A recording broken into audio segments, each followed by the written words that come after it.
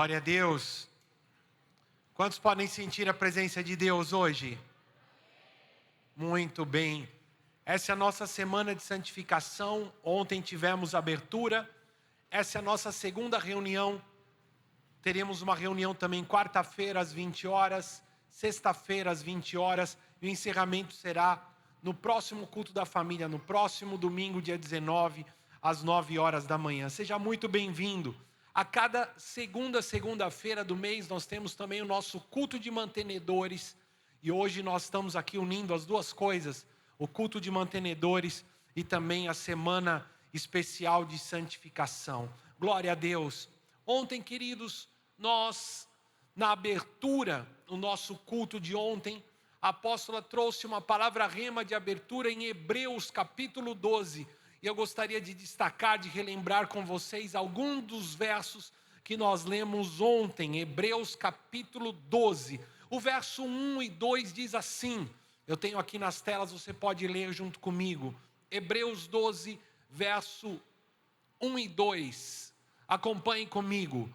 Portanto, também vós, uma vez que estamos rodeados por tão grande nuvem de testemunhas, eu deixei grifado aí em amarelo, preste bem atenção, livremo-nos de tudo que nos atrapalha e do pecado que nos envolve, e corramos com perseverança a corrida que nos é proposta, tendo os olhos fitos em Jesus, o autor e consumador da nossa fé. Ele, pela alegria que lhe fora proposta, suportou a cruz, desprezando a vergonha, e assentou-se à direita do trono de Deus. Aleluia! Hebreus capítulo 12, os versos 1 e 2, nós acabamos de ler, e diz assim, há uma grande nuvem de testemunhas ao nosso redor. Diga para quem está ao seu lado, há uma grande nuvem de testemunhas ao seu redor. Há tantas pessoas que nós convivemos na família, no trabalho, na escola, no colégio, na faculdade. Há uma nuvem de testemunhas ao nosso redor. E então o autor dos Hebreus diz, por isso livre-se de tudo que te atrapalha, de todo o peso do pecado que te envolve. Livre-se do peso do pecado. E corra a carreira que te é proposta, corra com perseverança a corrida que te é proposta. Sabe, queridos, como se nós pudéssemos correr uma maratona, será que alguém consegue correr uma maratona carregando peso? É assim que funciona? Quem vai correr uma maratona, ele põe a roupa mais leve possível, não é verdade? Aquele tecido especial, o tênis é leve, o calção é leve, a camiseta é leve, ele não pode ter peso nenhum, para que ele possa correr aquela corrida e chegar na linha de chegada. Portanto, queridos, as Escrituras nos advertem a nos livrarmos de todo o peso que nos atrapalha, de todo o pecado, que venhamos correr rumo ao alvo, rumo ao propósito que Deus tem para a sua vida, para a minha vida, para as nossas vidas, colocando os olhos em Jesus, o autor e consumador da nossa fé. O pecado é como um peso, por isso estamos aqui nessa semana de santificação. Muitas vezes queremos conquistar, avançar, chegar em primeiro, mas carregamos um peso que nos atrapalha, um peso que nos impede de ir além, de avançar. Muitos caminham como se estivessem sempre sobrecarregados, cansados, estão sempre abatidos, não conseguem chegar a nenhum alvo, porque têm corrido, caminhado, levando um peso. Por isso estamos aqui nessa semana de santificação, e o Senhor te chama a deixar todo o peso, tudo aquilo que te atrapalha, todo o peso do pecado, para poder caminhar rumo ao propósito de Deus para a sua vida. O verso 6 diz assim, pois o Senhor disciplina quem ama e castiga todo aquele a quem aceita como filho. Muitas vezes nós ouvimos uma palavra de repreensão, ouvimos uma palavra de exortação, muitas vezes somos exortados, somos disciplinados, mas a Escritura diz que o Senhor disciplina o filho a quem Ele ama. Se você tem sido disciplinado por Deus, não fique triste não, porque o Senhor te disciplina porque Ele te ama e Ele tem um plano perfeito para você. Assim como um pai corrige e disciplina o filho a quem ele ama. Se você tem sido disciplinado e corrigido, é porque você é filho de Deus e é porque Deus te ama. Nossos pais nos disciplinavam por um curto período, segundo lhes parecia melhor. Mas Deus nos disciplina para o nosso bem. Preste atenção, para que participemos da sua santidade. Esse foi o verso 10, não colocaram? Por favor, pode colocar na tela para mim, já foi. Nossos pais nos disciplinavam por um curto período, segundo lhes parecia melhor. Mas Deus nos disciplina para o nosso bem, para que participemos da sua santidade. Veja só, Deus nos disciplina para o nosso bem, e olha o que está grifado em amarelo, para que participemos da sua santidade. Esse é o plano de Deus para você, que você participe da sua santidade. Por isso somos repreendidos, por isso muitas vezes somos disciplinados por Deus, porque Ele nos ama e Ele quer que participemos da sua santidade. Quantos recebem essa palavra hoje? O verso 12 ao 14, a apóstola leu ontem. Portanto, fortaleçam as mãos enfraquecidas e os joelhos vacilantes. Façam caminhos retos para os seus pés, para que o manco não se desvie, mas antes seja curado. Esforcem-se para viver em paz com todos e para serem santos. Sem santidade, ninguém verá o Senhor. Repita junto comigo: sem santidade, ninguém verá o Senhor. Você está entendendo, querido, a palavra de Deus para a sua vida hoje? Portanto, fortaleça as suas mãos, os seus joelhos, firme os seus pés em caminhos retos. Aleluia! Esforce-se para viver em paz. Esforce-se para viver em paz e para serem santos, porque sem santidade ninguém verá o Senhor. Queridos, eu não sei se você reparou, o apóstolo abriu ontem a semana de santidade, lendo Hebreus 12, e esse é o mesmo capítulo que lá para o final fala que os céus e a terra serão abalados, para que o reino inabalável de Deus permaneça, porque o nosso Deus é fogo consumidor. Deus já tem falado conosco nessa palavra e é o mesmo capítulo. Então veja só, nós devemos nos santificar para o nosso Deus, receber a disciplina de Deus, devemos nos preparar, porque muitas coisas estão sendo abaladas no céu e na terra, para que o reino inabalável de Deus venha. Há um Deus que é fogo consumidor, por isso devemos nos santificar. Devemos receber de Deus a disciplina para que nos aproximemos dEle, para que estejamos preparados para o dia do Senhor, para que estejamos preparados para os dias que hão de vir. Devemos nos santificar, devemos receber a disciplina do Senhor. Queridos, santificar é igual a separar. O que é santificar? Diga junto comigo: santificar é separar. Santificar-se é separar-se. Quando alguém ou algo no tempo do Antigo Testamento era separado, consagrado para o uso de Deus, consagrado para o uso santo, isso quer dizer, santificar é separar para Deus, separar para o uso de Deus. E esse é o propósito de Deus para a sua vida, que você seja separado para o uso dEle, para a glória e honra do nome dEle nessa terra. Pelo sangue de Jesus nós somos santificados, somos separados para a glória de Deus, para o uso de Deus. E esse é o propósito de Deus para cada um de nós, isso é santificar. Essa é uma semana de santificação, para que você se livre de todo o peso do pecado, para que você tenha uma vida alinhada ao propósito de Deus, para que você possa ver o Senhor e caminhar em santidade, ter uma vida separada para a glória de Deus, para que Deus possa te usar. Aleluia. Queridos, o nosso desafio é que toda essa semana seja separada para Deus. Quantos recebem e aceitam esse desafio? Começou já desde ontem. E o que quer dizer isso? Que nessa semana toda Você separe a sua vida para Deus. Eu sei que você tem que trabalhar durante o dia, você vai fazer aquilo que tem que fazer, é claro. Mas que em todo momento durante essa semana, você tenha o seu coração voltado para Deus.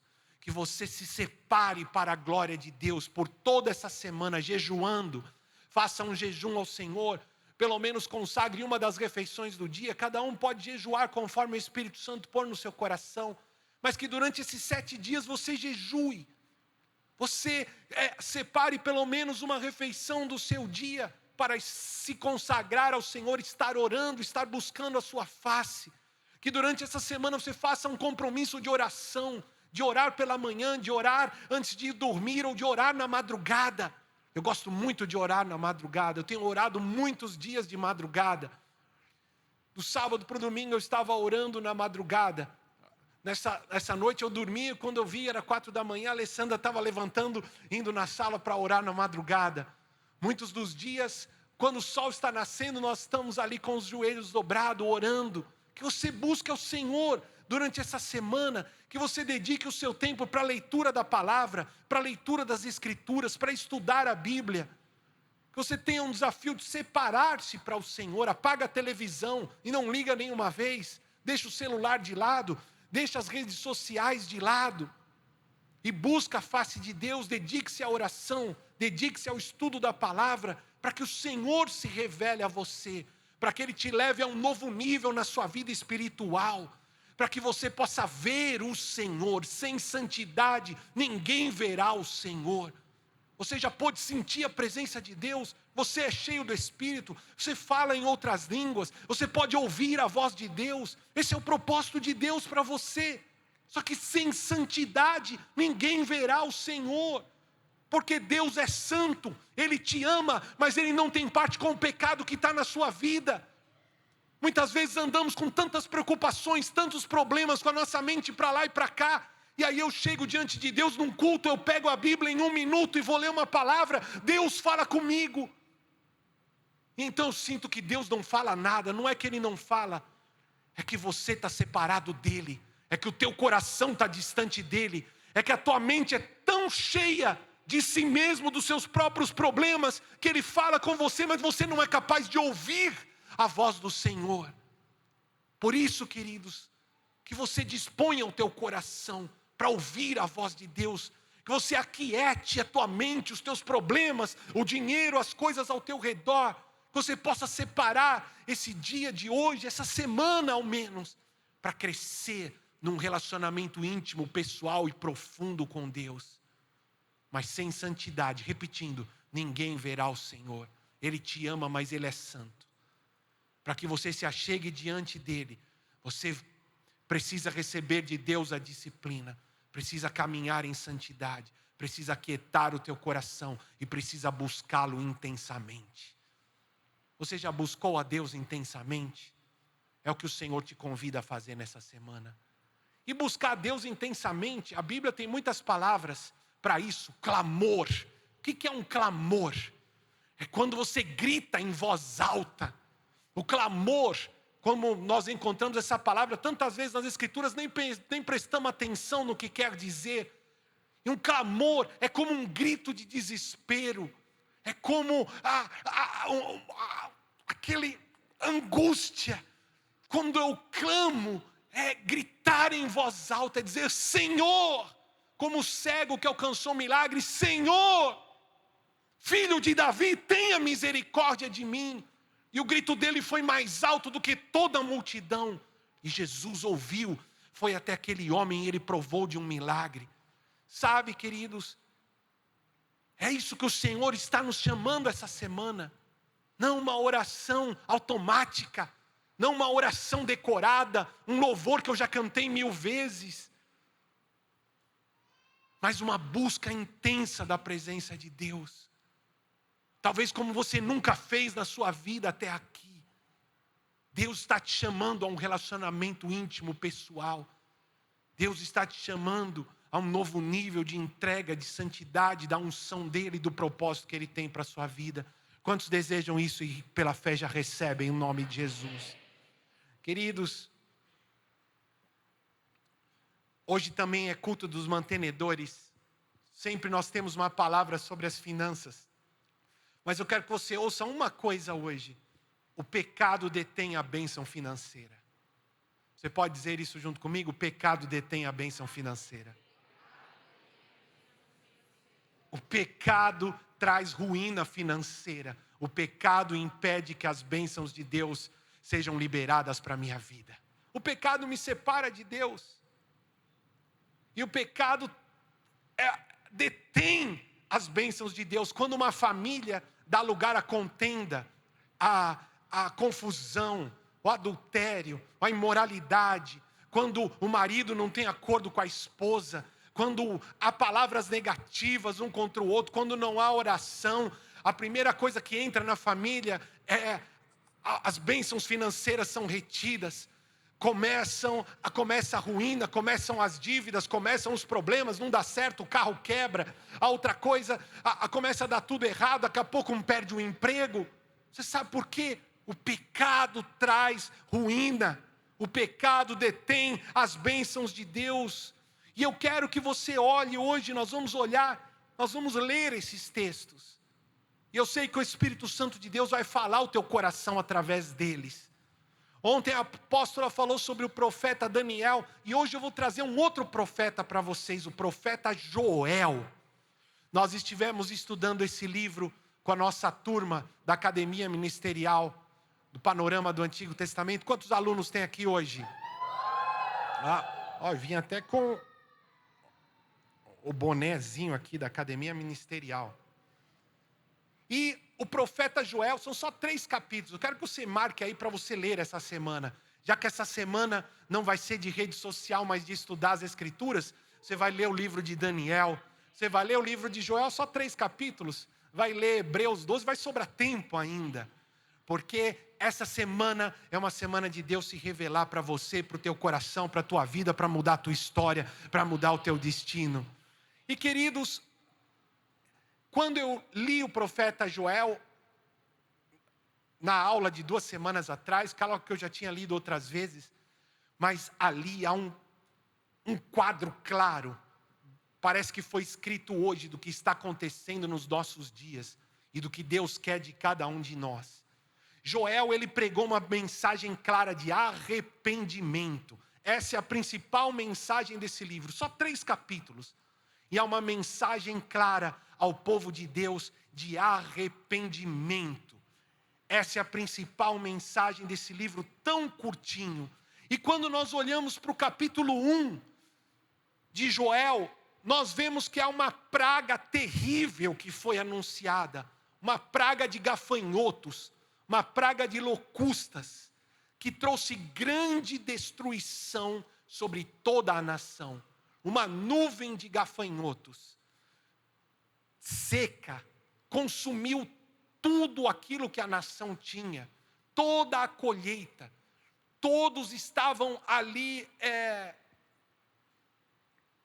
desolados, diante de tamanha destruição, através de uma praga de gafanhotos. Eu trouxe aqui uma ou 2 imagens para vocês verem como é uma praga como essa, uma nuvem de gafanhotos. Veja só aí uma árvore, uma planta sendo tomada por uma nuvem, uma praga como essa que é descrita no livro de Joel. Por onde ela passa, ela traz destruição, destrói toda uma colheita, todo um campo, toda a plantação. E é isso que estava acontecendo nos dias de Joel. Joel 1, capítulo 1, verso 4.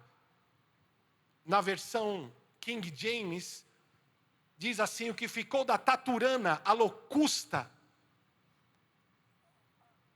comeu. O que ficou da locusta, a lagarta verde, comeu. O que ficou da lagarta verde, a lagarta da borboleta, comeu. Diferentes tipos. Dependendo da tradução, você vai encontrar diferentes nomes, diferentes tipos de pragas. Devoraram toda a plantação. Uma praga terrível e destruidora, que junto com a seca, afetou a provisão, afetou as finanças, afetou o sustento das famílias, afetou toda a nação. Agora, será que nós nos identificamos? Será que nós temos visto pragas em nossos dias? Será que nós temos visto algumas pragas em nossos dias? Igualmente, estamos vivendo debaixo de um tempo de julgamento, como nos dias de Joel, assim como a nação foi devastada por aquela nuvem de gafanhotos, há pragas que têm assolado as nações da terra nos nossos dias. Há alguns anos, quando começaram essas novas enfermidades, a gripe, o Covid, quantas pragas, quantas pessoas morreram, quantas pessoas tiveram o seu sustento tirado, foram impedidas de trabalhar, o quanto essa praga afetou as nações da terra, afetou as finanças das nações, milhões, bilhões de dólares se perderam na economia do mundo inteiro, a economia do mundo inteiro foi abalada, as finanças das nações mais desenvolvidas do mundo foram abaladas, e outros desastres, outras pragas que nós temos visto nos nossos dias. Esse é o julgamento de Deus, como foi também nos dias de Joel, muitas chuvas, alguns lugares vivem seca, outros chovem muito.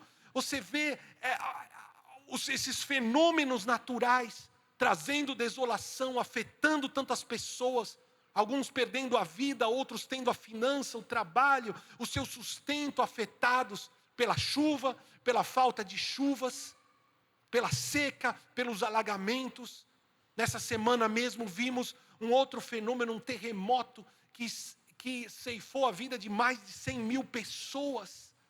Queridos, o que dizer de outros desastres que são ocasionados pelo próprio homem, como as guerras, como a corrupção dos governos, como governos ímpios, que favorecem a si mesmos, que tomam decisões erradas, trazendo pobreza, trazendo devastação sobre uma nação, sobre povos. Temos visto isso em povos ao nosso redor. Queridos, o profeta estava advertindo ao povo, chamando o povo de volta para Deus. Eles estavam vivendo debaixo de uma praga. Nós estamos vivendo debaixo de pragas, estamos vivendo um tempo de julgamento, como no tempo de Joel, e o profeta estava chamando o povo de volta para Deus. Deus está te chamando de volta para Ele. Deus está te chamando a uma vida de santificação, de entrega, de compromisso. Deus está te chamando para além de uma vida de religiosidade, uma vida de hipocrisia, mas uma vida de entrega, de busca profunda, de relacionamento pessoal com Deus. Deus está te chamando como Deus chamou o povo de Judá.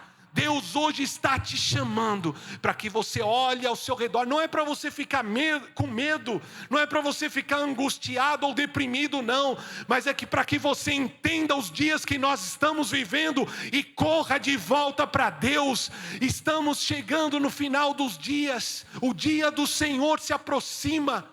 O dia do julgamento se aproxima. Essa mensagem que nós temos no livro de Joel, você vai ler na sua casa. Nós não temos tempo de ver tudo aqui, mas eu te desafio a ler e Deus vai falar com você, como já está falando. Joel traz a mensagem ao povo: o dia do Senhor se aproxima. E então chama o povo de Deus a um arrependimento, a uma busca profunda da face do Senhor. E eu quero que você... antes de nós seguirmos e lemos o chamado ao arrependimento, eu quero que você entenda o quadro espiritual que aquela nação estava vivendo. Eles tinham sido contaminados, mesmo sendo o povo de Deus. Eles estavam adorando a Baal, adoraram a Baal, levantaram altares, importaram práticas do mundo, importaram práticas dos povos vizinhos, ergueram altares a Baal, deram lugar à idolatria. E sabe o que aconteceu? Deus trouxe um período de quebrantamento. Deus levantou líderes que destruíram os altares a Baal. Os altares foram derrubados, os profetas foram mortos, mas mesmo assim, o coração do povo não se converteu totalmente a Deus. Não havia santidade, não havia compromisso. Eles estavam vivendo de aparência, vivendo de religião. Eles tinham perdido o livro das Escrituras. Nem lembravam que as Escrituras sagradas existiam. O templo estava quebrado.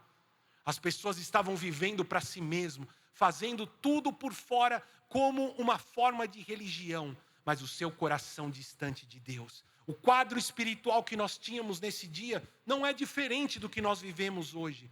A purificação, a verdadeira santidade não existia, não se perpetuou, mas havia um espírito de indiferença. O povo se libertou da idolatria, mas ainda assim, eles não se santificaram totalmente, não se purificaram totalmente.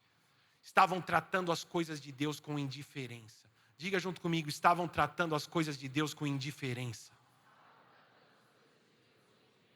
Uau! Será que é assim que temos tratado as coisas de Deus? Que lugar está a palavra de Deus na tua vida? Nesse tempo eles até esqueciam. Será que a tua Bíblia está esquecida na tua casa? Você nem sabe onde que está? Ou faz tanto tempo que você não lê? Como você tem tratado o teu ministério, o teu chamado, a tua vida de oração? É assim que aquele povo estava vivendo. Destruíram os altares a Baal, mas não havia santidade, não havia purificação. Tratavam as coisas de Deus com indiferença. E então o profeta, queridos, chama o povo ao arrependimento. Essa é a mensagem desse livro. Eu quero que você leia junto comigo o capítulo 2, o chamado ao arrependimento. Eu quero que você preste bem atenção. Nós vamos ler do 12 ao 17. Eu não vou ter tempo de falar ponto por ponto, não. Mas eu quero que você preste bem atenção no nível da oração que Deus quer, da busca que Deus quer, do arrependimento que Deus quer. Leia junto comigo. E eu deixei grifado alguns pontos em amarelo. Preste bem atenção. Ainda assim, agora mesmo diz o Senhor: convertei-vos a mim de todo o vosso coração, com jejuns, com choro e com pranto. Rasgai o vosso coração e não as vossas vestes. Convertei-vos ao Senhor, o vosso Deus, porque Ele é misericordioso e compassivo, tardio em irar-se, grande em benignidade, e se arrepende do mal. Queridos, uma pausa aqui. A praga estava liberada, mas Deus então vai ao seu povo e diz: olha, há uma oportunidade. Convertei-vos a mim de todo o vosso coração. E é isso que o Senhor te diz nessa noite. Converta-se a mim de todo o seu coração. E como? O profeta diz: com jejum, com choro, com pranto. Rasgai o vosso coração e não as vossas vestes. Os judeus, quando ali queriam quebrantar-se diante do Senhor e mostrar arrependimento, eles rasgavam as vestes, rasgavam a sua túnica, colocavam um pano de saco para se humilhar. E o Senhor diz: rasgar sua veste ainda não é o suficiente. Rasgue o teu coração e não as tuas vestes. Não é algo exterior, não é algo para os outros ver, não é algo que eu faço porque todo mundo está fazendo. Precisa brotar de dentro para fora, de todo o coração. Quem sabe o Senhor não se arrependerá e deixará após si uma bênção, uma oferta de alimentos e libação para o Senhor, o seu Deus. Tocai a trombeta em Sião, santificai um jejum, convocai uma assembleia solene. É o que nós estamos fazendo aqui, nessa semana. Congregai o povo e santificai a congregação. Aleluia. Ajuntai os anciãos, congregai as crianças, os que mamam. Saia o novo da sua recâmara e a noiva do seu aposento. Chorem os sacerdotes, ministros do Senhor, entre o alpendre e o altar, e digam: poupa o teu povo, ó Senhor, e não entregues a tua herança ao opróbrio, para que os gentios o dominem, porque diriam entre os povos: onde está o seu Deus? Queridos, você percebe o nível da busca, da intensidade. Deus está dizendo: eu não quero a tua religião, eu não quero tuas orações decoradas, eu não quero aquilo que você tem feito, da maneira como você tem feito. Deus está dizendo: olha, há uma oportunidade para vocês, a praga já chegou, o dia do Senhor está chegando, mas eu hoje estou chamando vocês, que são o meu povo, que convertam-se a mim de todo o seu coração, se humilhem, com jejum, com choro, com pranto, rasguem o seu coração. E aqui é uma convocação: toque a trombeta, chame todos. Por isso você foi convocado para essa semana de santificação. Hoje nós temos crianças aqui, eu vi as crianças louvando, temos as crianças, temos os velhos, até a noiva. No texto aqui de Joel, a noiva, interrompa a lua de mel, a noiva, o noivo, e venha, toque a trombeta, todo mundo tem que vir. Para quê? Para que se santifiquem, para que chorem, começando pelos sacerdotes, começando pelos ministros, começando pelos líderes, até o menor do povo, dizendo: Senhor, poupa o teu povo e não entregue a tua herança à destruição.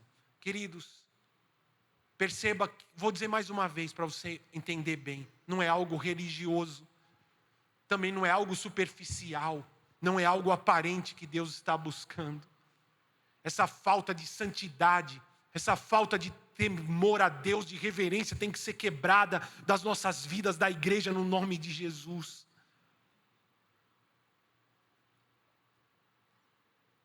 Precisamos começar por nós mesmos, para que depois possamos orar pelas nossas famílias, pelas nossas casas, pela nossa nação.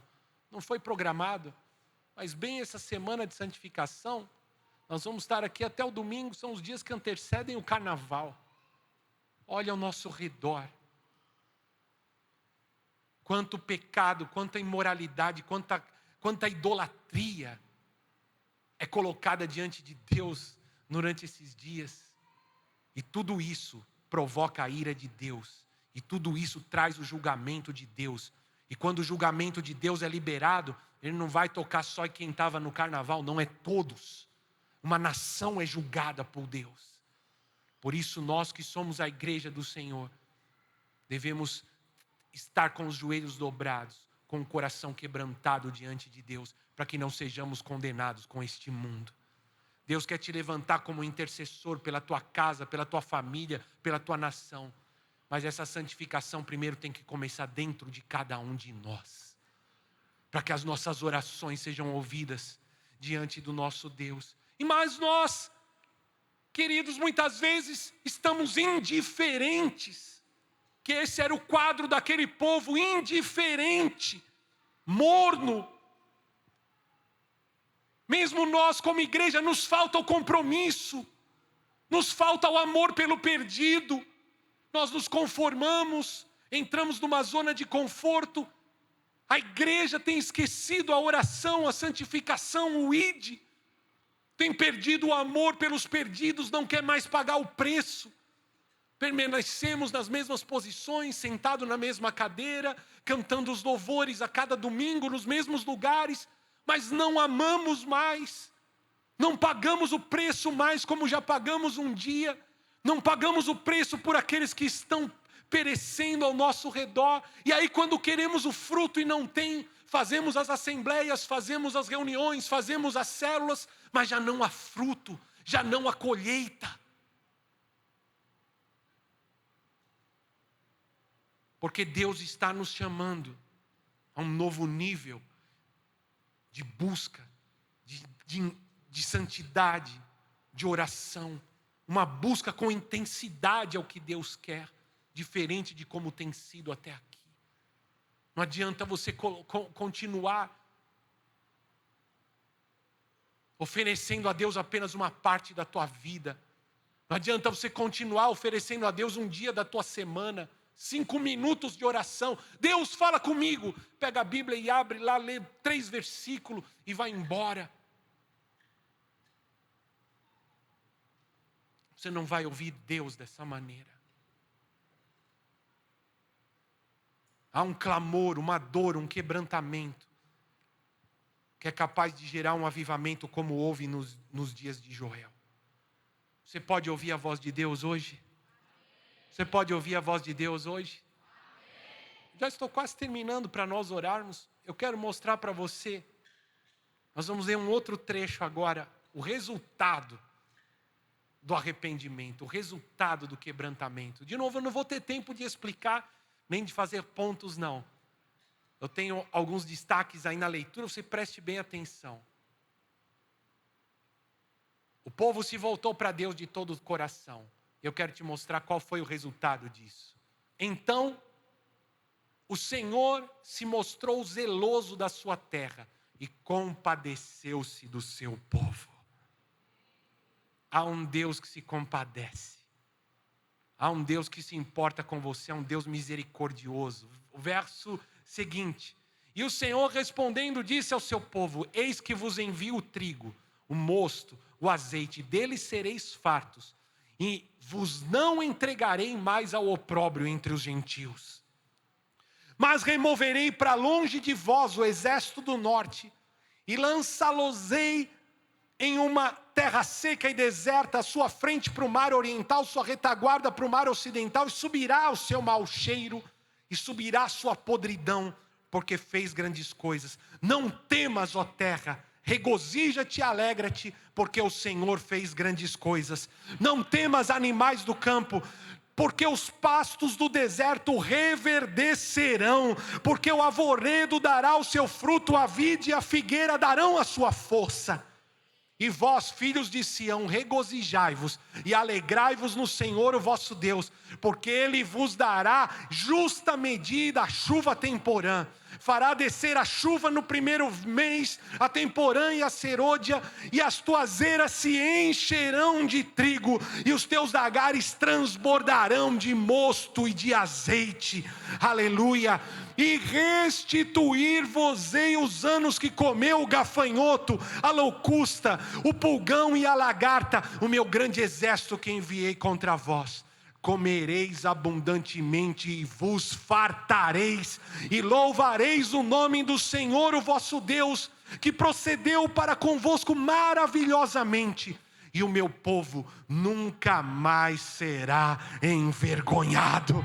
E vós sabereis que eu estou no meio de Israel, e que eu sou o Senhor vosso Deus, e não há outro. E o meu povo nunca mais será envergonhado. Aleluia!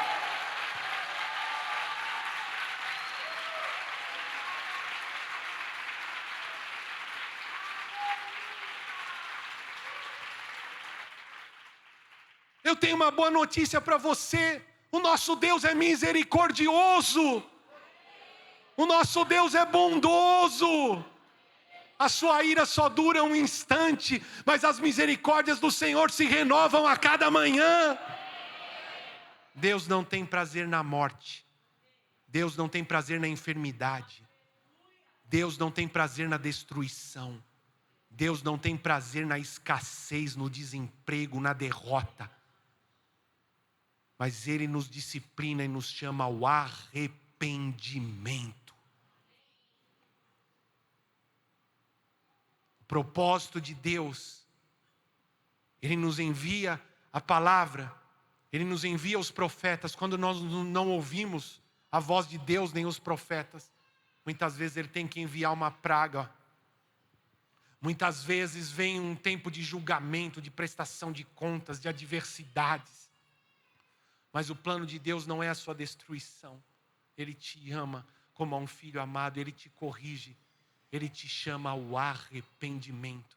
É isso que Deus quer de você, é isso que Deus quer de mim, é isso que Deus quer da igreja, é isso que Deus quer das nações da terra, arrependimento. Queridos, eu não tenho como prosseguir, eu quero te convidar a meditar essa semana nesses 3 capítulos, que tem grandes mensagens de Deus para você, mas preste bem atenção. Deus diz: eu darei o trigo eu darei o fruto da vide, eu darei o azeite, ou seja, toda a provisão, todo o sustento das famílias. O Senhor está dizendo: eu darei tudo o que vocês necessitam. E o Senhor diz mais: olha, se alegre, não tenha medo, não fique abatido, não fique angustiado, alegra-te, regozija-te, porque o Senhor faz grandes coisas. O deserto que você está reverdecerá, aleluia, você produzirá fruto novamente. Alegre-se no Senhor. Você não viverá na terra seca, nem na terra alagada, mas a justa medida de chuva virá para cada mês do ano. E há uma palavra que rema para esse ano: restituir-vos-ei. O Senhor te restituirá tudo aquilo que o inimigo tocou na sua vida, tudo aquilo que ficou atrasado, toda a bênção retida, tudo aquilo que foi te tomado injustamente, tudo aquilo que a praga devorou, o Senhor te restituirá. Comereis abundantemente e vos fartareis, e o meu povo nunca mais será envergonhado. O Senhor te colocará em posição de honra, o Senhor te colocará em posição de autoridade. Os teus inimigos serão envergonhados e perecerão, enquanto o Senhor te exaltará e o nome dele será glorificado na tua vida. A promessa do derramamento do Espírito é o que está no verso 28, de onde nós paramos. Preste bem atenção, leia comigo. E há de ser que depois derramarei o meu Espírito sobre toda a carne. Vossos filhos e vossas filhas profetizarão, os vossos velhos terão sonhos, vossos jovens terão visões.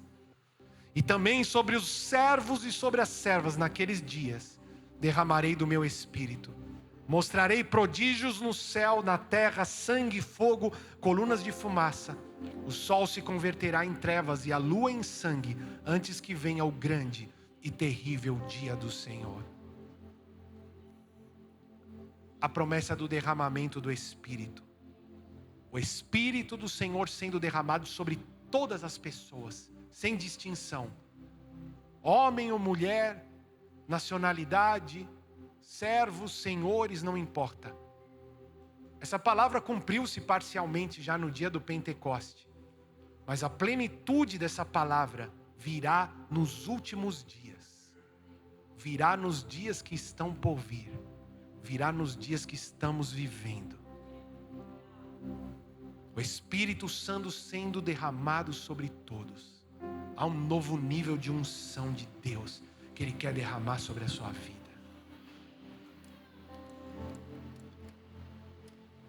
Que você tenha sonhos, tenha visões. Fale em novas línguas, seja cheio do Espírito. Aleluia. Os filhos e as filhas profetizarão, as crianças profetizarão, os adolescentes profetizarão, os jovens profetizarão, os velhos terão sonhos, os jovens terão visões. Sobre todos, desde o maior até o menor, será derramado do Espírito do Senhor. Nós vivemos os dias onde essa palavra alcançará sua plenitude. Esses dias já estão chegando, você crê de todo o seu coração? E o Senhor quer te convidar a fazer parte deste avivamento. Agora não pode ser como você está. Não pode ser com esse nível de vida espiritual que você tem vivido. A palavra de Deus esquecida, o livro esquecido, o templo derrubado, a indiferença quanto às coisas de Deus. Tanto faz se eu vou no culto ou não. Ou eu vou, ouço a palavra e tudo continua igual. Passo muito mais tempo olhando a vida dos outros numa rede social qualquer do que voltado para o meu Senhor. do que em relacionamento com Ele mesmo. Isso é indiferença para com as coisas de Deus.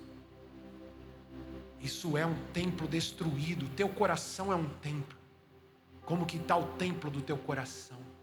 Sujo. O verso 32 diz assim: e há de ser que todo que invocar o nome do Senhor será salvo. Porque no monte Sião e em Jerusalém haverá livramento, assim como disse o Senhor, e entre os sobreviventes, aqueles que o Senhor chamar. Há uma promessa de salvação, há uma promessa de livramento. Deus quer te usar como esse instrumento de salvação. Há um remanescente que Deus deseja salvar nesses dias, e Ele quer te usar. Ele tem um propósito para a sua vida. Ele te ama, por isso Ele puxa a tua orelha. Ele te ama, por isso Ele tem te disciplinado. Senhor, mas por que eu estou vivendo tudo isso?